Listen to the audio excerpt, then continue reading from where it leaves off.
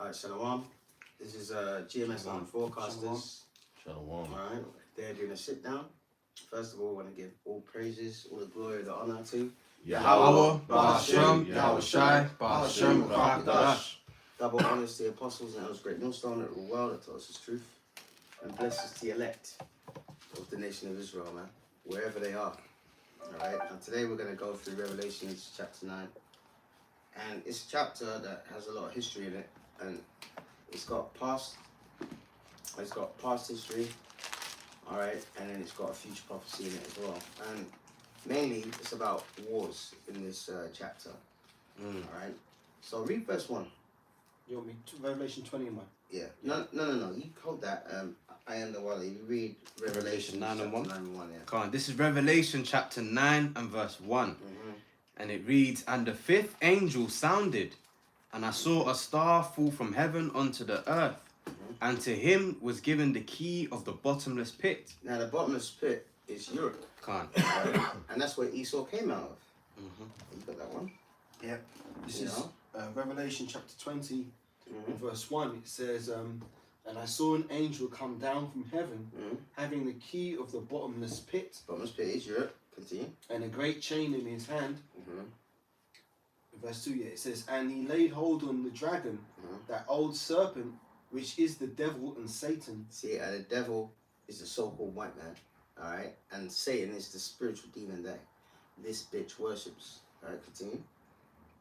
"And he laid hold on that dragon, the old serpent, which is the devil and Satan, and bound him 1,000 years, and cast him into the bottomless pit, and shut him up, and set a seal upon him, that he should deceive the nations no more, till the 1,000 years should be fulfilled, and after that he must be loosed a little season." See, so when he came out in the Renaissance period, who was ruling Europe? It was us. But as I said, we had I always say, you have to know history, we had a plague called, scholars call it the Black Death, 1348 to 1354. And it wiped out half of our people in Europe. So that's when whites started to come up into power, all right? But the bottomless pit, the main point is the bottomless pit is what? Europe. Come on. All right, verse 2. Revelations 9, verse 2.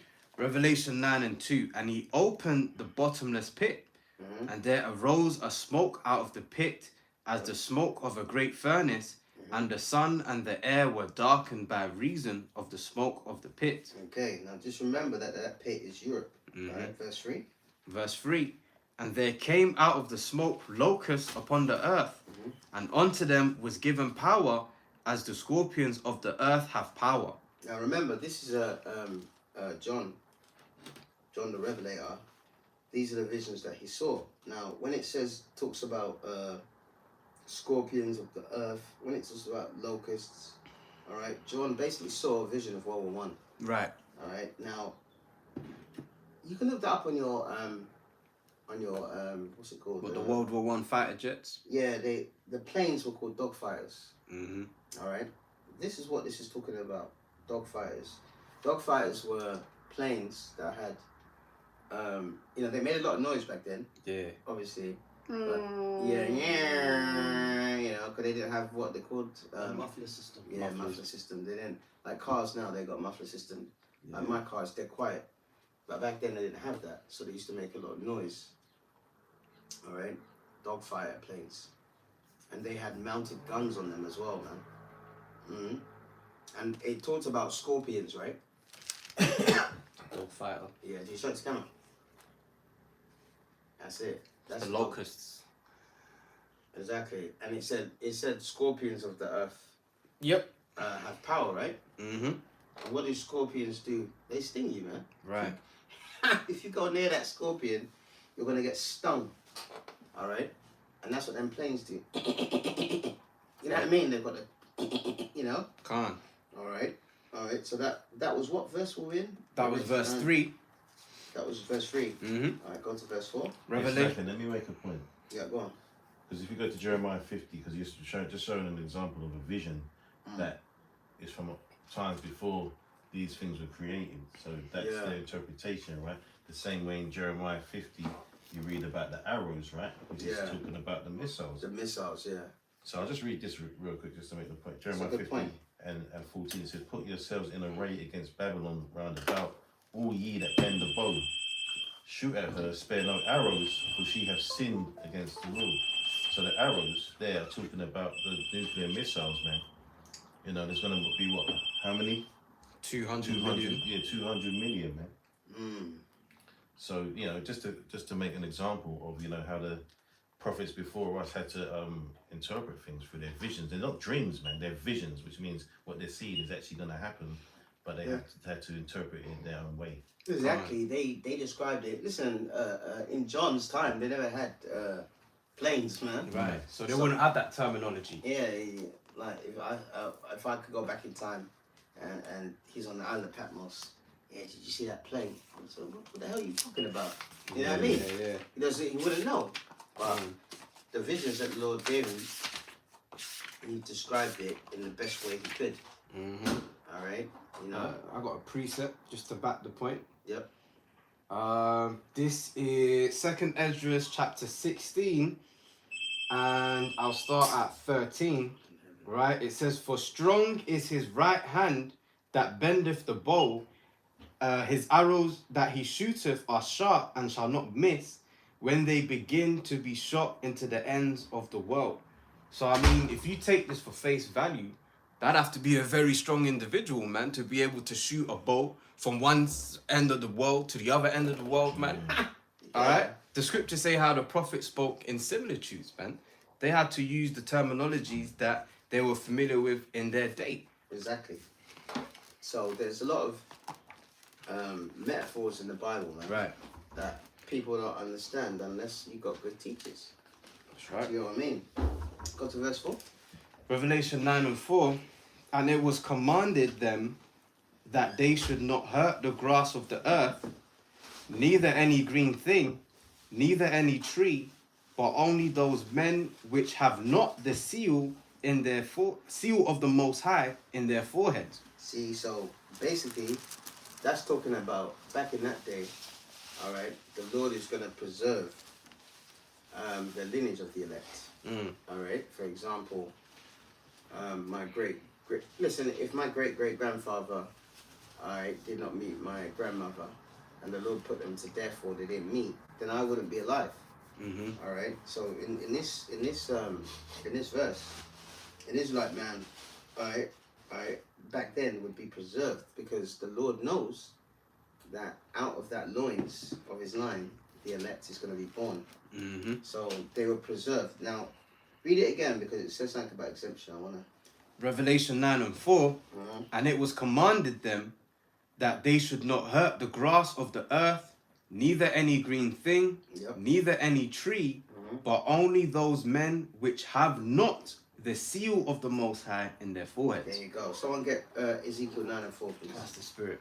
All right. So the ones that don't have that seal, they were put to death, man, in this World War I. I'll get something in between that, yeah? Yeah. Hang on one sec. There was men that were preserved so the elect can be born. All right. Like Jeremiah, innit? From the belly I knew you. You know, etc. All right. But the exemption, the seal is exemption from judgment, and the elect have that. You know, the 144,000, and the rest of the elect have that. So they're going to be preserved no matter what happens. All right. So in order for them to be born, all right, and this is spirit as well, because my eldest sister, who I don't see her that much, you know, when I'm in hospital I see her because she works in the same hospital as me. She messaged me the other day and showed me a picture of my dad, who's passed away now, and a picture of my grandma, because my dad looked like my grandmother. And then she showed me another picture of another picture of my great grandparents. You know, I was looking at the phone. I was looking at them. I was like, I've never seen this picture before. You know, but if my great grandparents, if they didn't get together and they weren't preserved, then my grandfather wouldn't be here. Then my dad wouldn't be here, and then I wouldn't be here. So the Lord, in that time, the Lord preserved people because they were a part of, because through their loins, their lineage, they were going to produce what? The elect. That's right. So the ones that had the seal, they were preserved. The ones that didn't, they were put to death in many horrible ways, you know. Now, who's got Ezekiel 9:4? I got it. There you go. This is Ezekiel chapter 9, starting in verse 4. And blue letter as well. Oh. Yeah, blue letter. I can get the blue letter for you. I can't. You read it and then he get the blue letter. Right, so Ezekiel 9 and verse 4, it says, And Yahweh said unto him, Go through the midst of the city, through the midst of Jerusalem, and set a mark upon the foreheads of the men that sigh and that cry for all the abominations that be done in the midst thereof. Yeah, and that's us. We're crying and sighing, man. When we see homosexuals, lesbians, when we see you know, blacks kill each other, we sigh and cry because those things are abominations, man. Like when we went to the chemist earlier on, there was this big buffalo white woman, man. Yeah. And her belly was big. Now, fair enough. You know, we're all not, you know what I mean? You know, we're not bodybuilders and all that stuff. But her top was about up here. And her belly, you saw her? I saw her. Yeah, her belly was hanging out, man. I was just like, you know. Purple hair. Yeah. She was, yeah, that's an abomination, man. You're not even supposed to laugh at that. You're supposed to have this spirit to see something like that and want to put it to death. Yeah. All right? She was big belly. Her top was up here. You know, her trousers was in her ass. Yeah, she had a crop top. She had a crop top. That's wild, man. So we're sighing and crying for those abominations, man. All right? So that's a sign that a man could be a part of the elect. We're prisoners of hope. Now go to the, is it you that got a blue letter? Yep, I got the blue letter here. Yep. Remember, this is Ezekiel 9:4. Yep. All right. You want the word for Mark, right? Yeah, Mark. It's different to the one in Revelations, 13 and 16. That's right. All right. So this is Mark in Ezekiel 9:4, Strong's H8420, and the word is Thawa. Outline of biblical usage, it says desire, mark, second entry, mark, as a sign of exemption from judgment. See, a sign of exemption from judgment. All right. So let's read Revelations 9:4 again. Ezekiel 9:4 again. No, Revelations 9:4. Oh, Slack. Revelation 9:4, and it was commanded them Yep. that they should not hurt the grass of the earth, neither any green thing, neither any tree, but only those men which had not the seal of the Most High in their foreheads. See, so these men did not have the seal. Not. That's the key word that you need to highlight. Not. So they were put to death in this time. All right. Now, verse 5. And to them it was given that they should not kill them, but they should be tormented 5 months, and their torment was as the torment of a scorpion when he striketh a man. Now, what do the 5 months represent? 5 years, because World War One started in 1914. Yeah. And, you know, people say, oh, it ended up in 1918, but really, still things was going on. So really, it ended in 1919. So that's what, 5 years. All right. See, that's why, look, you can't just pick this Bible up and just to understand it all, man. Unless someone breaks it down to you. And that's why we call it breakdowns. All right. When you break something down, you explain something to people. All right. And if we, let's say we're Christians and we just try to, oh, what does scorpions mean? Oh, scorpion this, a scorpion that. You know what I mean? Not knowing that it's a metaphor for the dogfight planes. All right. Yeah, you wouldn't hear that in the Christian church. They don't. They'll read over a few verses in Revelation that they believe that is easy to just get an understanding of, but this sort of thing they would never be able to understand that, man. Yeah, they wouldn't be able to. They don't teach that sort of thing in the church. Yeah, they wouldn't be able to decipher it or discern it at all, man. Quick precept. All right, go on. This is Acts chapter 8 and verse 30. And Philip ran thither to him and heard him read the prophet Isaiah and said, Understandest thou what thou readest? And he said, How can I, except some man should guide me? And he desired Philip that he would come up and sit with him. Yeah, and let that be a lesson for you guys out there in other camps that want to act like you and come up by yourself. Spirit You have to keep going on about that, man, because you guys are going off. You know what I mean? you're supposed to give the proper honours, man. You know, to them teachers, man. That taught you what you know. Scripture's telling you, man, you have to be taught. Is that? Yeah, go on. This is Amos 3 and verse 7. It says, surely the Lord power will do nothing, but he revealeth his secrets unto his servants, the prophets. There you go. So our teachers, Apostle Great Millstone, they had teachers, you know, and it's gone down the what's the word? It's gone down the family line, the family chain.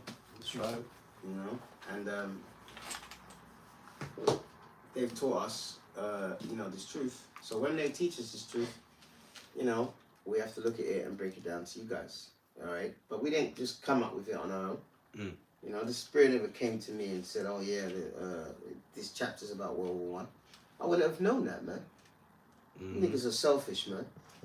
And niggas are glory hunters, and you're not gonna get any glory. You're gonna get death. Now read verse 6. Wait, read verse 6. Revelation 9 and 6. And in those days shall men seek death and shall not find it. All right, stop. Death and not find it. Go on Google shell shock. Why don't you guys Google shell shock?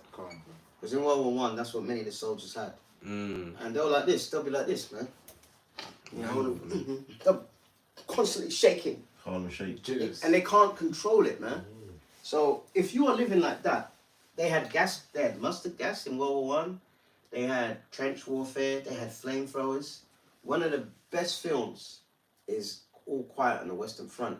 Well, I can't say about the old one, but the new one that is on Netflix, it will blow your mind, man. They were getting diseases from the trenches as well, with all the rats and stuff. Yeah, the rats was in there. Oh, man. It was, so it says what? Read that verse again, one of you guys. Revelation 9 and 6. Yep. And in those days shall men seek death, and shall not find it, and shall desire to die, and death shall flee from them. See? Shall flee from them. So in World War One, even in World War Two, you had amputations, man, where they had to amputate your leg. Yeah. They didn't have anesthetic. I'll say this. If anyone hasn't ever gone there before, this is to the brothers, right? Go to the Imperial War Museum, man. It's not far from Elephant Castle. Oh, yeah, Oval, yeah. Go there, man. It's very good. Very good. Very informative. You know, they have scenes as well that kind of depict, you know, the trenches and stuff like that with, you know, wax models and whatnot. Yeah. There's a lot of information there, man. It's good to know that history. Yeah, it's good to know that history. You said you got a piece of art? I've got the definition of shell shock as well. Ah, beautiful. That's it. Alright, go on, read that. Okay, this is the definition in a dictionary of shell shock. It says, a condition with psychological and psychosomatic symptoms resulting from exposure to active warfare, first identified in soldiers undergoing bombardment in the trenches in the First World War. Yep. Shell shock would now be regarded as a form of post-traumatic stress PTSD. disorder. Yeah. If I may say something, Brother Bashar, because it says they were exposed to warfare. What it is that your senses become heightened in that state of war, because like any gunshot or any bomb blast, you know, it shocks you. Fight or Feels flight. yeah. So when you come out of that sort of being in that situation for a long time, and you're sitting in a quiet room, something as simple as a knock on the door will trigger you, because it will be like another like gunshot or bomb blast. So that's why those people are constantly in a state of like, you know. Yeah. Don't they show things like that in First Blood? Yeah, that's true. When he's in the prison. Yeah, there's certain There's in things that flashbacks. sets him off, man. He gets the flashbacks, man. And, you know, John Rambo, man. Yeah, because it was brutal, man. Yeah. World War Two was brutal, but I didn't know much about World War One until I started watching certain films and documentaries on it, and it was brutal, man. That's got to be the most brutal one, really, isn't it? Yeah, I think it's the more. Well, I don't want to use the word primitive because it's not, you know, that'd be going way back, but in comparison to World War Two and the one that was going to happen, it is primitive, you know. The no man's land and all of that, you know, fighting hand to hand, bayonets, getting cut up, bayonets, carved up, and flamethrowers. They had. like you said, the flamethrowers. Yeah, man. It was brutal, man. And the Germans never started that war, by the way, contrary to belief, man. All right, they were victims. They only backed up their ally Austria-Hungary, and then they declared. You know what I mean? And then at the end of the war, they blamed everything on Germany, and they made them pay 6,600 million in reparations. I know it's 6,600. It's always the six. Always. So you can tell that the Masons were behind all that, because a man called Albert Pike wrote 3 World Wars and what they would achieve. And the Third World War, he said that the calamity is going to be so great that people embrace this new world order. So everything that's going on in the world that has been back then and now is just Bible prophecy, man. And imagine amputating your leg without anesthetic. And you know what they'll do? They'll give you whiskey. They'll make you drunk as fuck. And they'll give you some wood or to bite it down on. And they will just get sore. Hold him down. Let me die. You know? So, read that verse again, where it said they all desire to die. Absolutely. Revelation chapter 9 and verse 6. Yep. And in those days shall men seek death, and shall not find it. See? And shall desire to die, and death shall flee from them. See? So they wanted death, but they didn't find it, man. There's one bit in All Quiet on the Western Front where they find one of their partners, soldiers, and his leg is going green. And he said, I'll be a cripple. So when they gave him some food, he used a fork and he just stabbed himself in the neck and he killed himself. Because he didn't want to be a cripple. Is that the new version you're talking about? The new version. Where is that? Netflix. Excellent, man. And you can have... it's got subtitles in it, or you can have the English version. Okay. Brilliant, man. Alright. Verse 7. Revelation 9 and 7. And the shapes... Alright, stop. Do you have a precept? It's gone now. It's gone. Okay. Alright, go on. Revelation 9 and 7. And the shapes of the locusts were like unto horses prepared unto battle. And on their heads were as it were crowns like gold, and their faces were as faces of men. And that's talking about in World War One on the battlefield, someone looked that up as well, is the German soldiers would have things like war horses, you know, because in that war they still used horses back then. And also the Germans in World War One, they had these battles on the field, and they used to deck the horses in armor. All right. Now they had helmets. If you Google German soldier spiked helmets, German soldier spiked helmets, and put WW1, see what comes up. Because they used to have these helmets that were like, you know, like the Metropolitan Police have the old helmets, the round heads. But at the top, he used to have a big spike, and they were either gold or silver. Yeah, look. You know? And if you see the picture, then you can show it to the camera. It's called pickle hull. Right, you got that? Yeah, I got the picture of it. And it says, so like a pickle helm is a spiked leather or metal helmet that was worn in the 19th and 20th centuries by Prussian and German soldiers of all ranks, as well as firefighters and police. There you go, man. All right.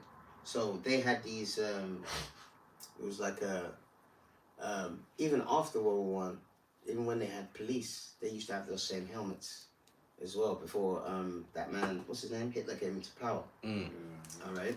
So the Lord is in this chapter is basically showing you the intricacies of World War One, and John the Revelator, he had this vision that the Lord gave him. All right, go to verse 8 now. Revelation 9 and 8. And they had hair as the hair of women, and their teeth were as the teeth of lions. Okay, the hair, the high-ranking German soldiers would have. That's it. No, don't. Yeah, to the camera. Yeah, the high-ranking German soldiers, they would have the same kind of helmets, but hair would be coming out of it. There you go.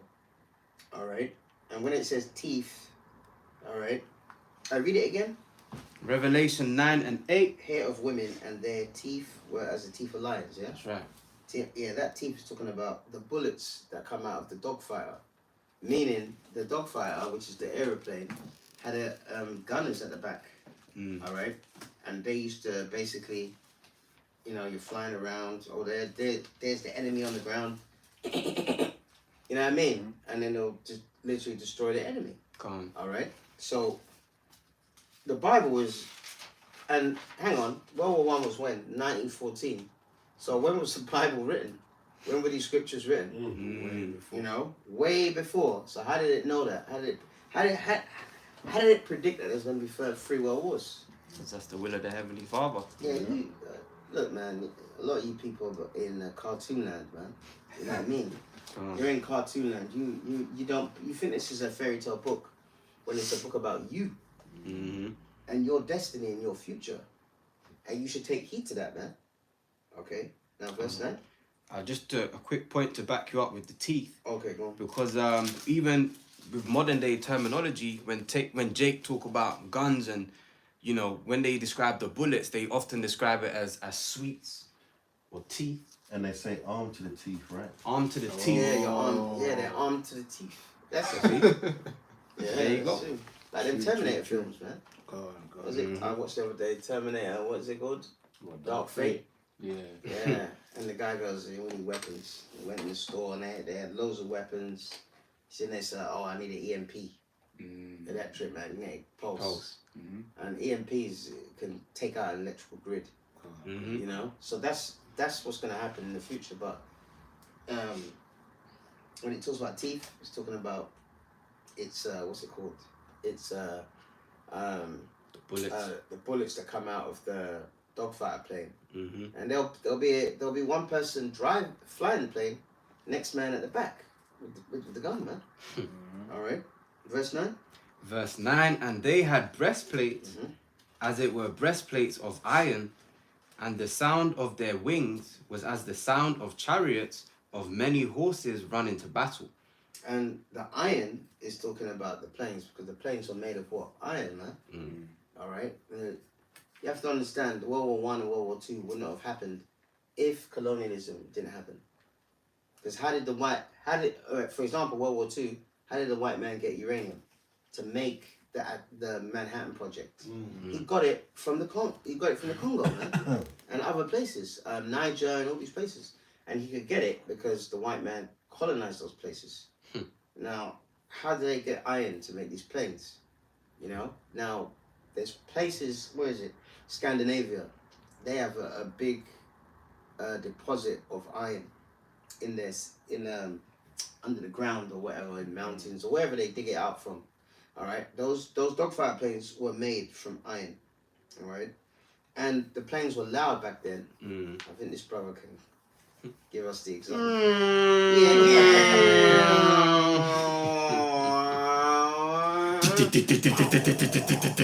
Yeah. Because back then they didn't have the muffler system, as the brother said, which you have in the car. Like if you put on your car, hey, we praise the Lord that we that the Lord's given us cars. You know what I mean? We all praise to Yahweh Shai for that. But if you put these modern cars, you put it on, it don't. This car that I had and the old one, I put it on and is it on? Do you know what I mean? I was like, is it on? Is it working? Yeah. You know, the first time I drove it, it had a handbrake on, and the handbrake was on the floor. Oh yeah, one of them ones. One of them ones. God. So I was driving and something was beeping and it was all right. And I realized that the handbrake's still on. Because the handbrake is not, usually in the car the handbrake is here, right? Yeah. But on my last car, it was on the floor. So brake, acceleration, and then the handbrake, man.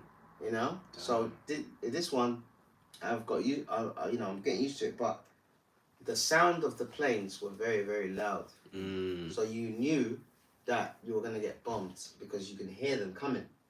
All right. The new planes, silent, man. Yeah. That's why in Gaza they just bomb that place. I mean, that place is a real wasteland, man. All right, verse 10. And they had tails like unto scorpions, and there were stings in their tails, and their power was to hurt men 5 months. That's it. And remember, the 5 months represents what? 5 years. 1914 to 1919. All right. And remember, the tails were the gunners that were in the planes, the dogfighter planes. They used to be at the back, you know, and it could swivel, didn't it? It had a little dome, and they could swivel and yeah, all that stuff. By the way, a little note that submarines started in World War One. Germans made it. Has to be the Germans. So Teaming. yeah, the white was it? Someone get that in Obadiah, the Wiseman and Teaming. Yeah. All right. Submarines. The first time a submarine came on the scene was the Germans that did it. You know, they're very industrious people. But now, the Lord is bringing them down because ever since the COVID pandemic, their economy is worse than this one. How can you go from being a top manufacturer, all right, and producing things, and your economy was the best in the EU, and now it's literally in the toilet, man. Yep. And the pandemic did all that. So there is purposes for all these things that the Lord does. Sometimes you can't see it or we can't see it, but there's purposes, man. And a lot of it is done for judgment, more or less. You know, because these Germans, they're proud, man. I've been there 4 times, man, and they're either really hard and cold, or they're really warm and soft. But I remember I watched a documentary about minorities in Germany, and this Greek guy goes, "The German is cold," and they are cold, man. They're cold, man. Go and try and buy or rent a flat in Germany, being black. Very difficult, man. Wow. You know. You wanted a scripture in Obadiah. Is it the one about Teman? Yeah. Alright. Let me read into it from verse 8. Obadiah 1:8 says, "Shall I not in that day, saith Yahweh, even destroy the wise men out of Edom, and understanding out of the mount of Esau, and thy mighty men, O Teman, shall be dismayed, to the end that every one of the mount of Esau may be cut off by slaughter." Yeah, see, it talks about them being what? Wise men, right? Yep. See, so... Go on, Prisa. Yeah, go on, precept. But so the first submarines to hit on the scene came out of the Germans in World War One. Alright, go on. This is Jeremiah 49 and That's 7. the spirit. Concerning Edom, thus saith the Lord Yahweh Bashem Yahshua of hosts, is wisdom no more in Teman? Is counsel perished from the prudent? Yep. Is their wisdom vanished? And that's the reason why the German economy is going in the toilet, man. Because of that prophecy. Hey, look, you know, like when the Conservatives were in power, they said, "Oh, we're the top economy in the G7. We grew the most." They did grow the most, but everyone else didn't. So it's just like me.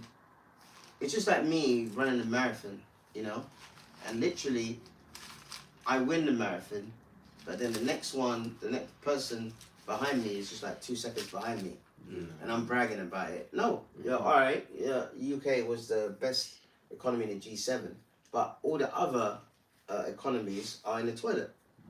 All right, so you can clearly see that Germany right now, which is a producer or a manufacturer, what cars come out of Germany? Audi, BMW, Mercedes, BMW, Porsche, Volkswagen.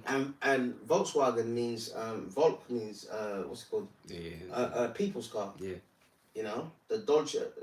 What did Hitler used to always say? The Deutsche Volk, which means German folk. Yeah, the German folk, the German people, and that car, that Beetle, the Volkswagen, was a revolutionary car back then. You know, and the Germans started HP, hire purchase, paying it in installments. So they're wise, but like the brother said, their wisdom is going because the Lord is bringing down Esau because they're Edomites, man. Okay, all right. Verse 11. Revelation 9 and 11. And they had a king over them, which is the angel of the bottomless pit, whose name in the Hebrew tongue is Abaddon, but in the Greek tongue hath his name Apollyon. All right, and that king is while World War I was going on, Google Kaiser Wilhelm II. He's the king that this is talking about. And that word Apollyon, that means destroyer. Destroyer, destruction. Yeah. And you can look that up in the Blue Letter as well. That Apollyon, or whatever it's called. Is it Abaddon and Apollyon? Yeah, Abaddon and Apollyon. You know, so that's how you know that it's talking about these Edomites, man, because they do nothing but destroy. Is this the dude here, Kaiser Wilhelm? Kaiser Wilhelm II, is it? Yeah, Wilhelm II. Yeah. Yeah. What do you want me to read about him or? No, just on the picture on the camera. Can't. All right. And by the way, he was related to this garbage royal family that we got here, man. You know, he's related to them, man. And I'll read this quick. Yeah, go on. It says John 10 and 10, it says, the thief cometh not, but for to steal and to kill and to destroy. Yep. I am come that they might have life, and that they might have it more abundantly. Exactly. He's a destroyer. Now, when we look up, was it Abadion, or in the Greek time, Apollyon? Yep. What comes up in the blue? I've got Apollyon. This is Strong's G 623, and it says destroyer, the angel of the bottomless pit, the destroyer. See, the destroyer. Who came out of the bottomless pit? Europe. Esau did. So he's the destroyer, man. All right. And the word angel just means messenger. All right. Some people get that confused, but the word angel just means messenger, man. Hey, soldiers are messengers. You know, they're sending a message that listen, your empire's coming to an end. You know, we're gonna destroy you. All right. Someone get Revelations 12 and 7, please, because it mentions about the war in heaven. Yeah, I've got that. And it talks about the dragon and his angels. There you go, man. So Revelation 12 and 7, it says, and there was war in heaven. Michael and his angels fought against the dragon, and the dragon fought and his angels. See, the dragon. And who's that dragon? And that's Esau, man, and his power structure. So the Edomites are going to have their own... That's why they got Area 51 and UFO technology. They actually are going to try and fight Yahushua and the angels. Madness, man. And he's also that falling star, man. Yeah, exactly. You know? So it's quite evident that this man is a destroyer, he's a deceiver, he can't be trusted. Alright?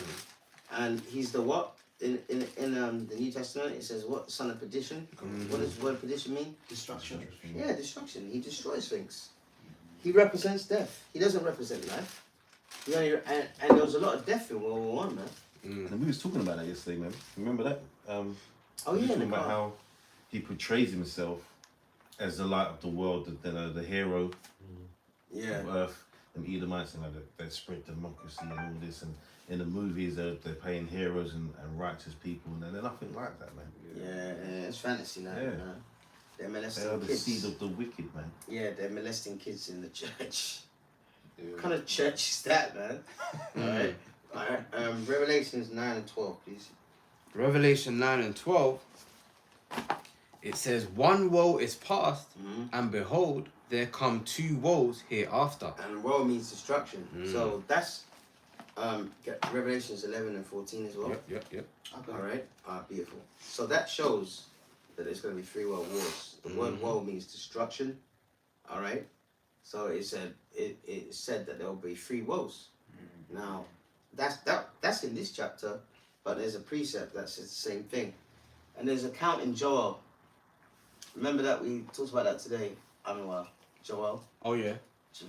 Yahushua Park, yep. Yeah, I get that one. Do you want Revelation 11 first? Yeah, 14? right. Revelation 11 and 14 says, the second woe is past. Yeah. Behold, the third woe cometh quickly. See, the second woe. So in Revelations 9 and 12, which we're going through in breakdown, it says 1 woe is past, and behold, 2 woes come hereafter. That's 3 world wars. And then it repeats itself in Revelations 11 and 14 is it? Yes. Yeah, Revelation 14. So there's going to be a lot of destruction, man, coming on this earth. All right. That's right. Got that one. Joel Okay, 3. wait, stop. Go on. 2nd Ezra 16 and 17. Mhm. Woe is me, who will deliver me in those days? Exactly. Well, why did Ezra say that? Because it's going to be a terrible time. So we've had the World War One, and that was bad, man. But this third World War is going to be what, like Isaiah 9 and 5 says, burning and fuel of fire. All right, which is a metaphor for nuclear missiles being struck. All right. Can I read 18? Yeah, go. The beginning of sorrows and great mournings, the beginning of famine and great death, the beginning of wars, and the powers shall stand in fear, the beginning of evils. What shall I do when these evils shall come? There you go, man. So there's a lot of evils coming up on the earth. Okay. Now, verse 13. You wanted the Oh, Yahweh yeah, Shaphat scripture? like, sorry, yeah. This is really. Can I read into it? Close that window. Can't. I'll start. The point's at 12. I'll start at 9. This is Joel 3 and verse 9. It says, "Proclaim ye this among the Gentiles. Prepare war. Wake up the mighty men. Let all the men of war draw near. Let them come up. Beat your plowshares into swords and your pruning hooks into spears. Let the weak say, I am strong." And those are the weak nations. Now, like India's got nuclear weapons. That's right. North Korea's a weak state, but they got nuclear weapons. That's why they can't invade North Korea, man. You know, that Kim Jong Ping Pong or whatever his name is, man. Kim Jong-un. Kim Jong. I know his name. I'm just taking a piss out of him. He's a heathen, isn't it? That guy. And by the way, he's cruel, man. He's very cruel, man. He's very. I mean, in North Korea, they have to connect their own feces. But it's not their fault. It's America's fault because America's put so much sanctions on them. They don't have fertilizer. So when you shit, you have to collect it and give it into government officials. Wow. Absolutely disgusting, man. Absolutely disgusting. Oh my gosh. No sewage system there. No, they don't have anything like that. Well, but it's not about the sewage system. It's not about the sewage system.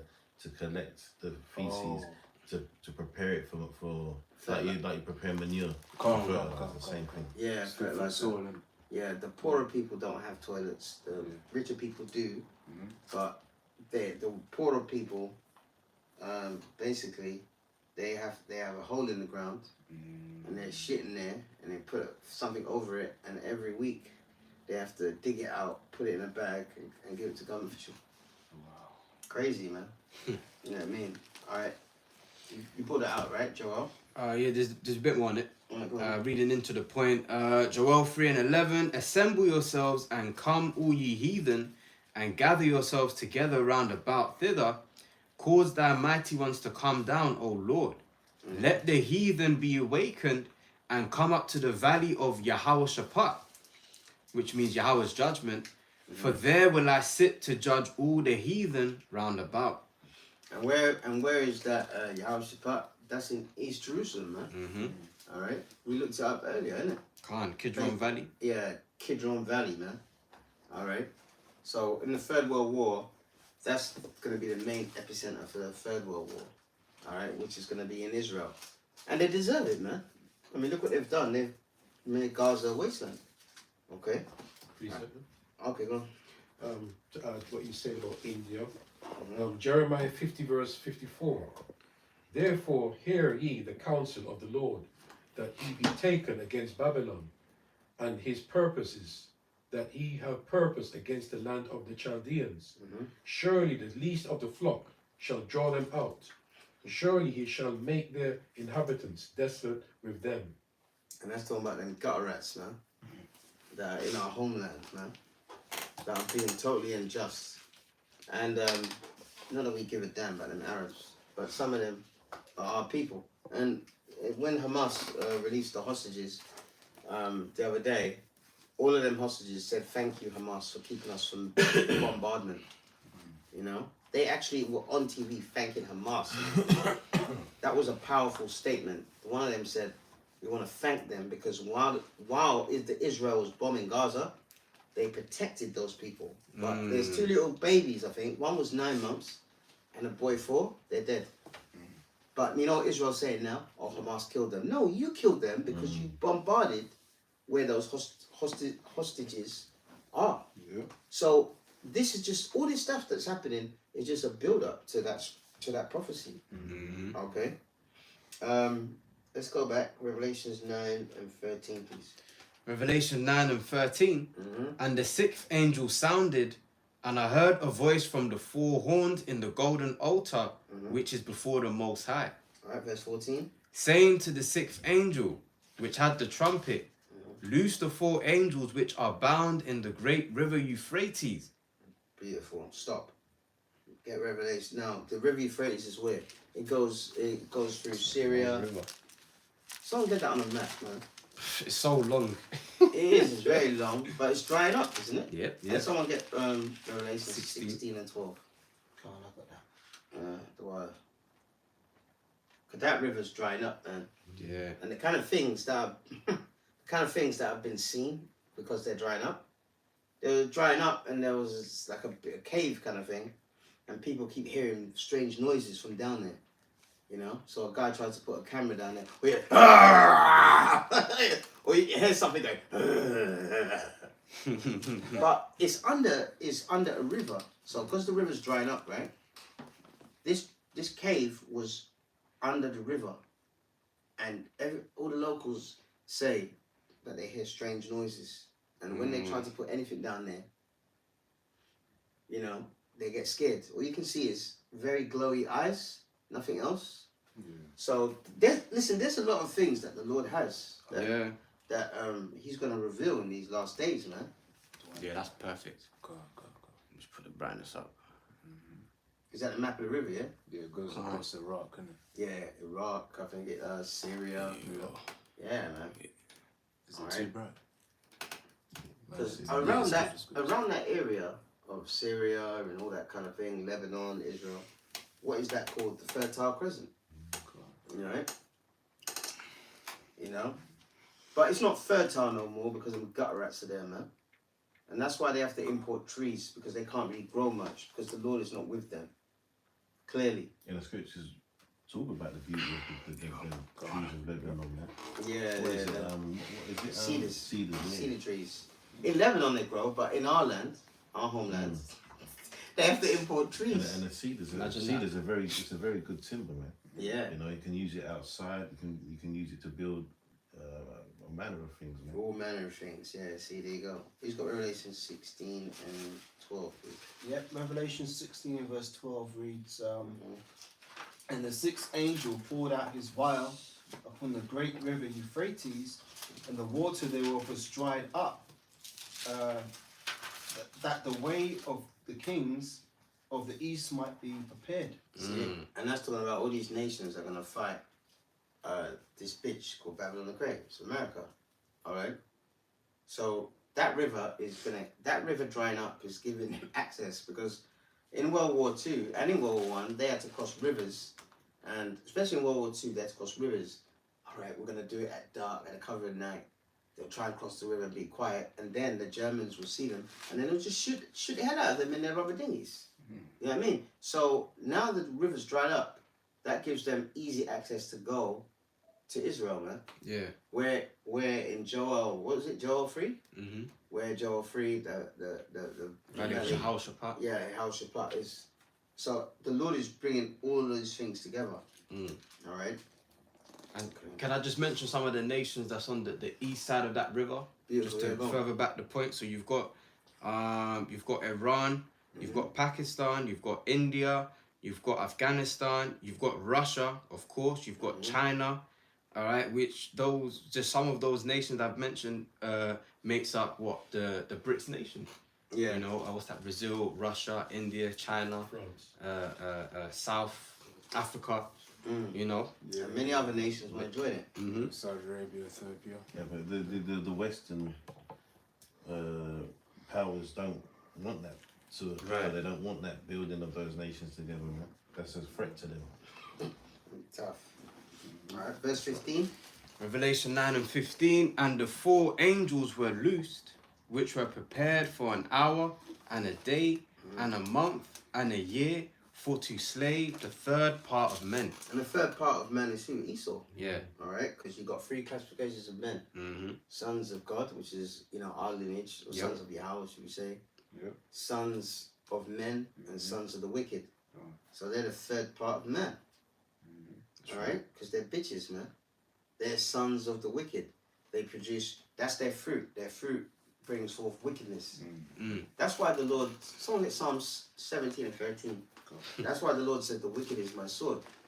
All right, because when you have a wicked mindset, you don't give a shit what you do to a man. Like that quiet on the Western Front, there was a bit where a guy there was on the battlefield, and he had to kill this French guy. This guy was shooting at him, and they were fighting, and he stabbed him, and he was in his neck, and then he realised what he's done, and then he started to.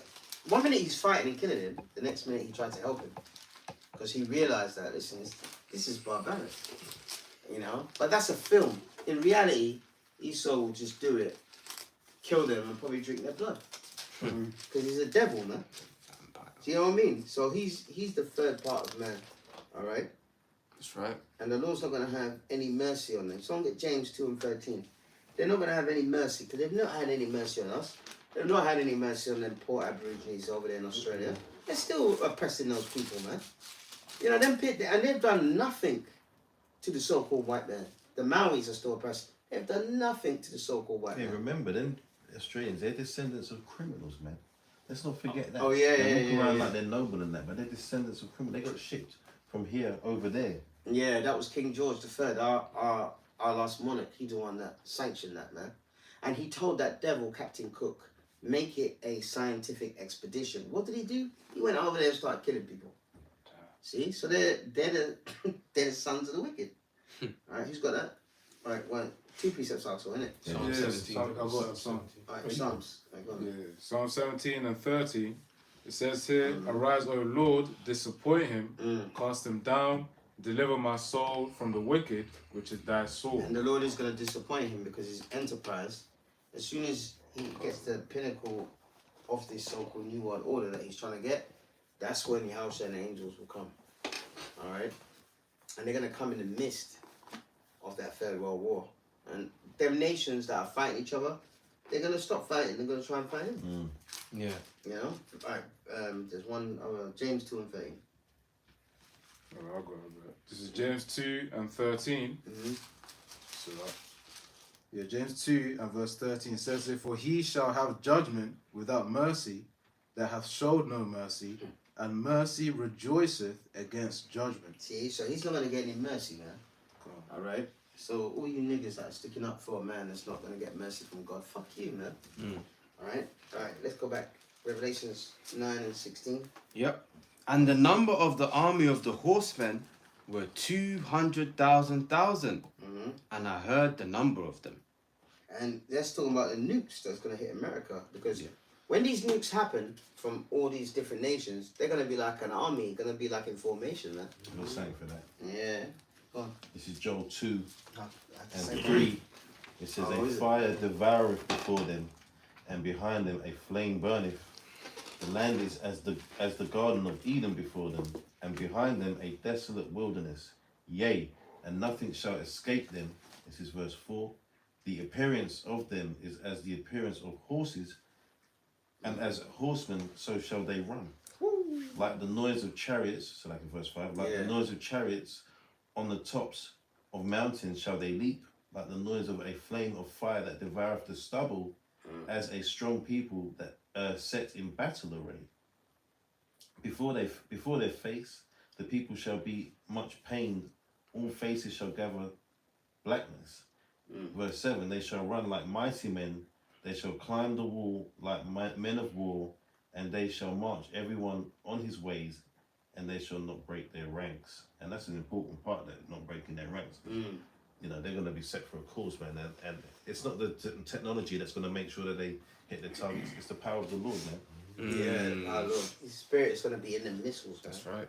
Man, I say something. Yeah, Sure. go on. Something else that happened last week. I forgot to do a video on it. The Lord willing, I'll do one this week. Donald Trump was saying that they want to build an Iron Dome defense system in America. Now they can build it all they want, but that prophecy proves that it's not going to work. It's not going to stop the missiles. It's not going to stop the missiles. You know, Iron Dome. How can an Iron Dome? Hey, Oh, Hamas. select it. Let me read go on, this go as on. well. Verse 8 says, "Neither shall one thrust another, they shall walk everyone in his path. And when they fall upon the sword, they shall not be wounded." So, you know, there's not really any missiles hitting each other, man. Yeah. Imagine a clean course, every one of them is going to hit where it's supposed to hit, man. Exactly. That's what it said. It describes them as what? What's the word? Horsemen. Because you get so you get surface-to-air missiles, right? That can destroy incoming missiles. But Interception. That's not gonna work, man. It's not gonna work. It's not It's gonna not work, gonna man. Plus they're too fast. Yeah. And there's a book called The Relationship Between Nukes and UFOs. That's it. The relationship between nukes and UFOs. And in this book, the author says that when the chariots, so-called UFOs, they're chariots in the Bible, but so-called UFOs, when they go over the missile silos, they don't work. Yeah. So they can just switch them off whenever they want. Yep. So when all these nations shoot their missiles on America, America's going to try and shoot back, and it's not going to work. Yeah. Because the Lord's not going to allow it, because this is the Lord's judgment. So like I got all more scripture just to prove that the Lord's in control of those, man. Yeah. Revelation 7:1, it says, and after these things I saw 4 angels standing on the 4 corners of the earth, holding the 4 winds of the earth, that the wind should not blow on the earth, nor on the sea, nor on any tree. So that they're controlling that, man, making sure that no matter what Esau does, if his little stupid international conflicts, that button pressing bullshit that they're always talking about, that's not gonna happen. That's not going to until happen. the Lord decides it's gonna happen. Yeah. Their stupid doomsday clock. That nuclear threat is not in their hands, man. Yeah, the other day they forwarded a doomsday clock. 89 seconds to midnight. Yeah. Fuck you with your doomsday clock, man. Last You year, know? like 2020 or something. Yeah, they're not. Look, you're not in charge of anything, man. The Lord, the Heavenly Father, Yahweh Shemashah, is in charge of doomsday. And there will be a doomsday, man. Alright? For you heathens, especially you Edomites, man. Come on. Alright, now go to verse 17. Bob Kashai, if I may, with all that was brought out, I think we have to read 15 again, man. And let's Okay, go go from there, right? So, Revelation 9 and 15, it says, and the 4 angels were loosed, which were prepared for an hour, and a day, and a month, and a year, for to slay the 3rd part of men. So when you're loose, right? Imagine a lion in a cage, and then you open that cage. Imagine there's people, you know, like for example, I studied this the other day. The Israelites in the Roman Empire who were Christians, they were thrown into lions' dens, man.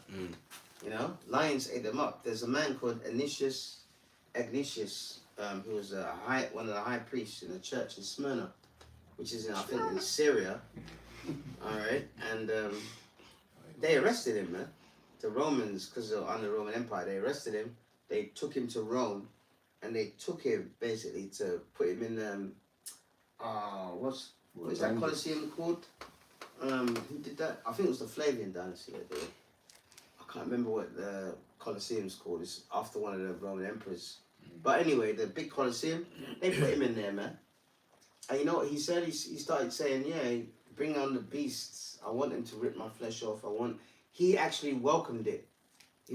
And when they opened the lion cage, the lion came out and just literally laid down near his feet. It didn't kill him. Well, it didn't kill him yet. And then he started talking to the crowd, and then the lion got up and then killed him. Words. That was his final words. But the whole Colosseum was like, Hold on. this is crazy. Why isn't the lion? And many times Israelites, so-called Christians, because that's what we were called back then, all right, were thrown into like, oh, by the way, they binded us under Nero. They binded us on woods like this, all right, and our feet wouldn't touch the ground, and they would just light us on fire. So this is the kind of deaths that the elect is going to go through, man. You know, so that's why people that don't have so much fear of death, all right, this truth is not for you then. It's not for you, because get Romans 15 and 4. That was written before time was written for our learning. The Bible says, all right, written aforetime for our learning. That means the Old Testament, you know what I mean, and the scriptures and the prophets. But when we can also learn from history as well. All right, we can learn from history, and believe me, that was back then, after Yahushua died and rose again. All right, so imagine now. Okay, someone's got that. Did you say who the 3rd part of men was? Oh, Yeah. yeah. No. Sons of the wicked, Esau. You know, because you have 3 classifications of men. You know, sons of men, sons of Yahweh, sons of God, which is us, Yeah. and sons of the wicked, which is this bitch. Yeah. Alright, Romans. 15 verse 4. Mm-hmm. This is Romans 15 verse 4. For whatsoever things were written aforetime were written for our learning, that we through patience and comfort of the scripture might have hope. See, so the comforter is the scriptures. When you understand them, not some black Arab called Muhammad, man. He ain't the comforter. All right, the Lord doesn't deal with heathens, especially not people that have enslaved us. Are you mad? You're out of your mind, man. Other nations that have enslaved us, them Arabs are still enslaving our people to this day. Yeah.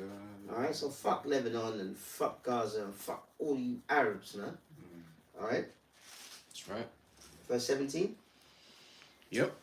And thus I saw the horses in the vision, and them that sat on them, having breastplates of fire, and of jacinth, and brimstone, and the heads of the horses were as the heads of lions, and out of their mouths issued fire, and smoke, and brimstone. And that's talking about, when it talks about heads of lions, it's talking about the nuclear warheads. That's right. Because, let me see. Okay. Let's just say this is a nuclear warhead, right? Yeah. You know, the missile. The warheads are up here. Yeah, so, yeah. Because to get into it, that's just the propellant. So that is what's sending them. Yeah. So the damage is what's The actually silo. inside the warhead. Yeah. So it will open up, innit? And then the warheads will come out. That's the warheads is the one that's gonna actually, not this bottle of water, but the warheads is gonna be at there. And Scatter around. Yeah. It's like a bullet, man. When you fire a bullet, right, and the hammer hits the not a gunman, but it hits the end of the bullet, right? That explosion that happens there sends the actual bullet out of the casing. That's why you have the casing that remains in the gun or on the floor, wherever it goes. Yeah. Oh, yeah. Cases, isn't it? That's how it works. Yeah. So they're just like large bullets, man. Yeah. Basically. And if I may, bullets are like arrows. So it goes back that term, broken arrow. Yep. When they that's use a missile. And how mad is that they call them arrows, man? Yep. Yeah. Esau knows the history, but you won't tell us it. Yeah, he won't tell us it, but we discern through the spirit. Yeah, that film. Go on. What was it, John Travolta? Yeah. Christian Slater? On the plane. Broken Arrow. And what was it about? A nuclear warhead or something like that? Yeah. There you go. All right. So the Yeah, movies. exactly. It was about someone gaining control outside of the U.S. government of their, believe it was of their nuclear weapon. Oh, That's why they nuclear call it weapons, broken arrow, because they no longer have control over it. Okay, there you go. All right. So Esau's telling you in the movies. That's why Apostle said movies are spiritual. They are spiritual. All right, verse 18. Revelation 9 and 18. By these three was the third part of men killed, sons of the wicked, by the fire, and by the smoke, and by the brimstone which issued out of their mouths. That's right. And as we said, the third part of men is who? Sons of the wicked. Sons of the wicked. Yeah. Three classifications of men: sons of God, sons of men, sons of the wicked. And when this place is destroyed, this man's system, this beast system, is going to be destroyed with it. You know, because that's what he's trying to do. He talks about what's it called? CBC. CBDCs. Yeah, CBDCs. Oh, CBDC Central. Yeah. All of that is going to be done away with when this happens, man. Infrastructure. So notice that in this chapter it goes to World War One, but then it kind of skips and goes to World War Three. Okay. That's why it says precept on precept, line upon line, here a little and there a little. You know, and we have to bring up what's it called? Precepts to back the points up. All right. Verse 19. Yep. For their power is in their mouth and in their tails, for their tails were like unto serpents and had heads, and with them they do hurt. See? Mouth. What's that talking about? Multiple warheads that will do the damage. Those warheads will do the damage. All right? It's not actually this is just a delivery system. You know, the actual trunk or the cone of the nuclear missiles, but it's the warheads inside that do the actual damage, and the warheads are right at the top. So when they fire it, it will open up, and all these warheads will come out, and it will obliterate this place. All right. What one do we do? 19. Can't. Oh, so that probably just saying as well, just to put the image out there. If for them to do the most damage, those warheads aren't gonna hit the ground. They're not gonna hit the earth. There's a certain altitude where they're gonna go off to maximize the spread. Because once it hits the ground, you're gonna have multiple buildings and everything else that's gonna help to stop the dispersal. But above, there's less in the way to spread that damage, man. There's a film called The Knowing. Yeah. Nicolas Cage. The end of that, man. When you see the missiles, that's beautiful. When I watch that, man, it's like you should watch it. The film is bullshit. Yeah, this film is really crap, man. But that end scene when the Earth is being destroyed, right? Basically, I'll spoil it a little bit. They gather up certain children and take them to another planet because they know that these aliens do that so they can start again, and they know that the Earth's going to be destroyed. Yeah. And it's still spiritual. Yeah. But the film is really not that good. But that end scene, the destruction, man, it's amazing to watch. I used to put it on most of my videos, man. At the end. You know what I Yeah, mean? I remember. Yeah. When I used to do them kind of visual videos, I used to always put that at the end, man. You know So what I the mean? nukes explode at the end of the film. Yeah. So you see them hit America, and then you see the fire, lake of fire, Engulfing. just engulfing everything that is seen. And you see the family in the house huddling together like Yeah. that. And then the fire comes through their window, man. Yep. And then that's it. The last moments. So I used to put that on some of the end of my videos and then put Yahushua rising up Go on. with a crown on his head, man. Yeah. Because that's what's going to happen. Once that prophecy happens, that he's going to come down and restore order on the earth, man. All right? And that's where we're going to rule, and we're going to rule forever. So this is not something that you should be... lazy about, man. You have to Hey, look, we talked about that yesterday. Disabled people with arms and legs chopped off, they go and do Mount Everest. The other day a cracker did that and he ain't got no legs. He did it with artificial legs. He's the first man to go up to Everest or one of these stupid mountains, and the hardest things are the most worth it to do. All right, verse 20, isn't it? Can't, but Salaka, I believe I think we skipped over 16. No, we didn't. No, That's no, why no. I went to Joel. Alright, okay, cool. No, we didn't. Alright, come on. I think we did go to that because we did talk about Joel. Alright, cool. Salaka, yeah, we did. We did verse 16. cool. So Verse 20, yeah? Yep. Revelation 9 and 20, and the rest of the men which were not killed by these plagues, yet repented not of the works of their hands. See, so that's showing you that even when we shackle them up, they're not going to repent. The Edomites, they're not going to repent. They're gonna be proud. Keep going. Yep. That they should not worship devils and idols of gold and silver and brass and stone and of wood, which neither can see nor hear nor walk. Neither repented they of their murders, nor of their sorceries, nor of their fornication, nor of their thefts. So when we come down a little bit of that number, when they're shackled up, all right, because there's going to be a nuclear destruction, but not all Edomites are going to be put to death. So when we take over, they're going to deny everything. Oh, I haven't done anything. It wasn't me. It wasn't me. Just like they do now. Just But that's talking about their religion and belief systems. In that day, they're going to pray to their white Jesus or whatever they believe in, man. They're satanic gods, and those gods are not going to be nowhere to help you, man. All right, you're going to be shackled up and chained, man.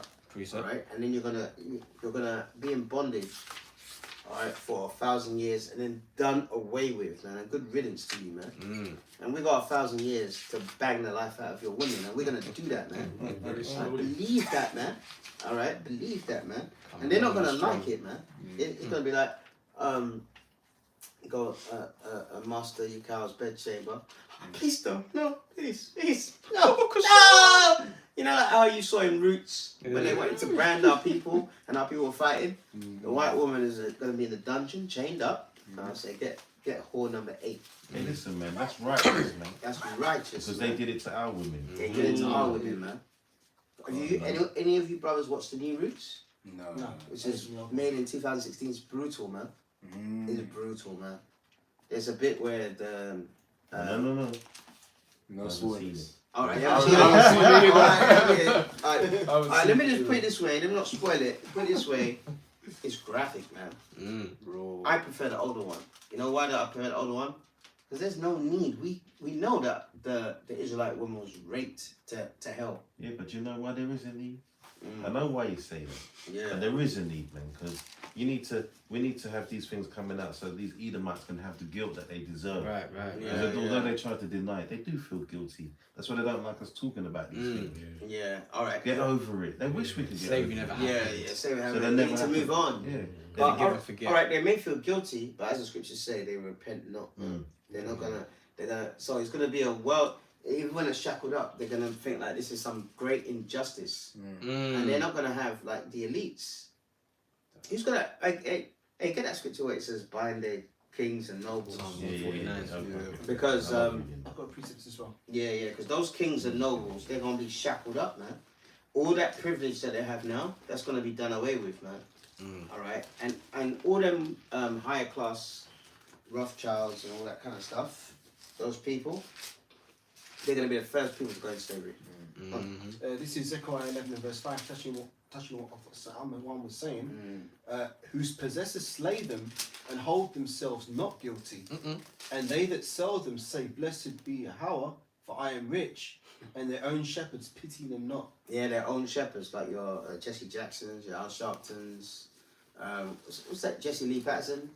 That coon. Hey, he's a... Who? Jesse Lee Patterson. He's the one that sits down and he sits down. Yeah, he sits down with the Hebrew Israelites. Yeah, that guy. And he goes, so super cool, man. You don't like the white man because all your problems on the white man. He makes you laugh though. But he says things like he loves white people. Yeah, he's a coon. He's one of the biggest, and I don't think he's actually lying. I think he's the biggest coon. Yeah. Like one of you brothers showed a video in the chat of the black guy with the white guy debating, and they were I can't remember. But I remember that debate. That white guy that he was debating with died of cancer. Yeah, he had cancer while he was debating, and then the black guy heard that he died, and the black guy started crying over him. Wow. He's like he was like and to his son, you know. But though, if you watch that debate, the white guy was saying, "You blacks are this, you black." He was being, you know, he wouldn't say nigger or anything, but he demoralized all of us. Do you get what I mean? You blacks are this, you commit crimes. Why don't you sort things out in your own neighborhood? Is that like all the problems we have is nothing to do with the so-called white man. Right. You know? And then a few years later, he died of cancer, man. And this nigger that was debating him, all right, was crying over him. That's crazy. That's crazy, man. Stockholm syndrome, man. Indeed. So listen, them nobles are gonna be bound up. They're the first ones that are gonna go into slavery. Let's read it. That's right. Psalms 149. It says, "Praise ye the Lord, sing unto the Lord a new song, and his praise in a congregation of saints. Let Israel rejoice in him that made him. Let the children of Zion be joyful in their king. Let them praise his name in the dance. Let them sing praises unto him with the timbrel and harp. For the Lord taketh pleasure in his people. He will beautify the meek with salvation. Let the saints be joyful in glory. Let them sing aloud upon their beds. Let the high praises of the Most High be in their mouth and a two-edged sword in their hand, to execute vengeance upon the heathen and punishments upon the people, to bind their kings with chains and their nobles with fetters of iron, to execute upon them the judgment written. This honor have all his saints. Praise ye the Lord." That last bit's the best bit. Well, one of the best bits, let's say. The fetters of iron, that's beautiful too. Yeah, but, and it says honor, man. Exactly, it's an honor. It will be an honor to chain them up. But like it said in Revelations 9, they're not gonna repent, man. They're gonna, you know, like when someone gets caught for a crime, you know, and they say, "What me?" You know what I mean? They start crying and all that stuff. That's how Esau's gonna be in the kingdom. But after a while, we're gonna beat them down so much that they're gonna keep their mouth shut, man. Do you know why? Because they're gonna realize after a while that there's no getting out of it. Yeah. There is no future. Yeah. And they can look at our past and see that we managed to, through the Lord, escape that the slavery and all that other, you know. But that's never gonna happen for them. Man. That's not gonna happen for them. There is no escape. Man. There's no They're gonna look escape. at our past and think, yeah, these niggas got out of it. Just we have to just bide our time and we'll get out of it. No, man. They'll still be singing for white Jesus to come. All that's gonna happen is you're gonna do your service to us, and then you're gonna be destroyed, man. So they're not gonna have them white Jesus idols that they pray to. Nothing. Yep. That's all gonna be done away in the kingdom, man. Hey, how beautiful is the thought of a world without Edomites, man? Yeah. You know what I mean? I want them around for a while. Yeah, of course. But once that's over and done with, man, To God. drill the life out it's of them. gonna be great, man. Yeah. and the so-called white woman is just as evil as the white man. Yeah. Maybe Edomite. maybe even Edomite woman is maybe even worse than the white man because Women are wicked by Yeah, default. they're wicked. Yeah, They're wicked. I don't yeah, know all about women- being more wicked. Though. yeah, all women are wicked, but the Edomite woman, man, in slavery, you could imagine what the kind of things that they initiated. Some of them was actually raping slaves. You know what I mean? You know what I mean? They'll just go in there and say, "Get your clothes off." You know what I mean? And he don't want to do it, but you know, she mounts him, and you know. They heard about the black of the berry. Yeah, it's disgusting, man. So, hey, we'll close on this, the Hearts to Meditate Terror. Because we have to, you get that one. Alright? Because we have to make sure that the prophets are visionaries to see the future. So once we understand these scriptures and breakdowns and stuff, you can visualize us being in charge. And us being righteous, man. Because it's happening already. The third temple's being built. You know? And it's a beautiful thing. But it's a double-edged sword because the Bible says a false man's abomination to the Lord. It's going to be our kingdom. It's going to be our heaven. And it's going to be the Edomites and the other nations' hell. Yep.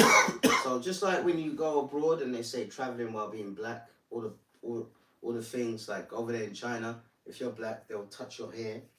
You know, and they don't mean anything bad by it. But yeah, they'll look at you, they'll touch your hair.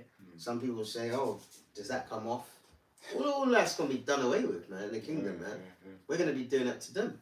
You know. Yeah, but you give them too much credit, man. They do Some of them wickedness because it's not normal to go up to another person you don't know and just touch them like that. Yeah, That's internationally known, man. That's pride. Yeah, so wicked is, and basically they're trying to say that we're deformed or something. Like you guys are not normal. But listen, half of the world looks like us. All right, If not more. if not more. Okay. Well, if you want to talk about brown skin, you know, Indian, Edomites, them Sri Lankans are darker than us, man. Yeah, man. Yeah, thanks to us. All right, read that. Meditate terror. Yeah, meditate Meditate terror. terror. Isaiah 33 verse 18. Thine heart shall meditate terror.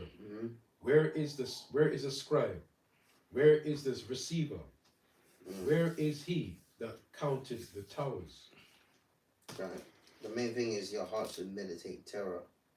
I'm just proving to you that, listen, there's nothing wrong with what we're saying. Alright? We meditate on terror for our enemies. We ain't meditating terror on our own people.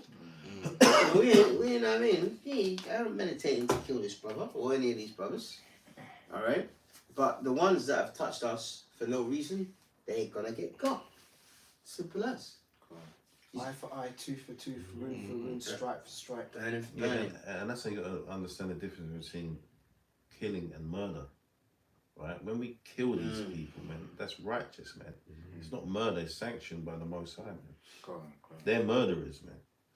Yeah, it'll be a righteous thing to put. Yeah, I got that precept. Oh, God. Yeah. 2 Thessalonians 1 and 6. It says, seeing it is a righteous thing with the Most High to recompense tribulation to them that trouble you. There you go, recompense, man. Yeah. To them that trouble you. Payback. And that's what we're gonna get, man. Alright? So we've done Revelations chapter 9. Anyone want to say anything? Yeah, I'll say one more thing regarding that because you know, look what they did to men in slavery, to the men, the buck breaking, all that stuff. Oh. So we have laws, man.